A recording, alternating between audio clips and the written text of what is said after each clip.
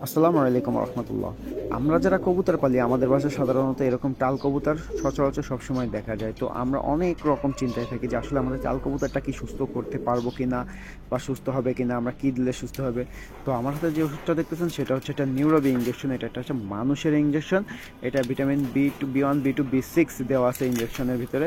তো আপনারা চাইলে এটা ব্যবহার করে দেখতে পারেন, ইনশাল্লাহ মোটামুটি ভালো ফলাফল পাবেন। আমিও এটা আগে পরে ব্যবহার করছি, আলহামদুলিল্লাহ অনেক ভালো রেজাল্ট পাইছি।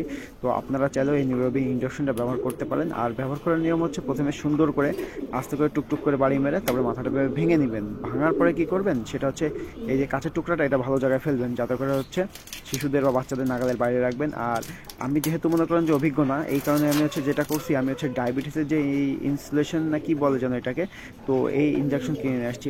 এটাতে কি হয়, এটাতে আপনার সুইটা অনেক ছোট থাকে।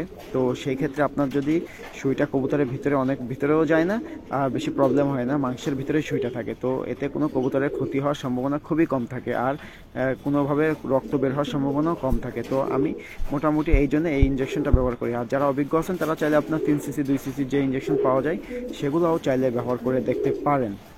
আর সাধারণত আপনারা প্রথম দিন কবুতরকে যতটুকু পুশ করবেন সেটা হচ্ছে এই যে ইনসুলেশন যদি ব্যবহার করেন সেই ক্ষেত্রে আপনি 30 ইউনিট, এ দেখেন 10 20 30 ইউনিট পর্যন্ত আপনারা একটা কবুতরকে ব্যবহার করবেন। এর বেশি কখনোই ব্যবহার করবেন না। আর যেহেতু আমার কবুতরটা ঘাড়ে সমস্যা, তো আমি আগে একে বুকে দিছি কয়েকদিন।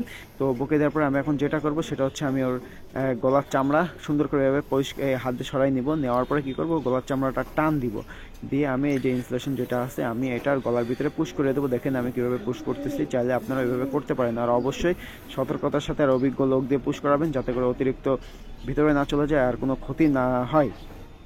আর এসব ব্যবহারের আগে অবশ্যই অভিজ্ঞ চিকিৎসকের পরামর্শ নিয়ে ব্যবহার করবেন, তাতে করে আপনার এই সুবিধা হবে। যেহেতু আমি কোনো অভিজ্ঞ চিকিৎসক নাই, আমি মোটামুটি যেটা করে ভালো ফলাফল পাইছি সেটাই আমি আপনাদের মাঝে শেয়ার করছি। তো ভিডিওটি ভালো লাগলে অবশ্যই লাইক কমেন্ট শেয়ার করবেন। আর এরকম ভিডিও পেতে আমার চ্যানেলটি অবশ্যই সাবস্ক্রাইব করে আমার সাথে থাকবেন। সবাই ভালো থাকবেন, সুস্থ থাকবেন। আল্লাহ হাফেজ।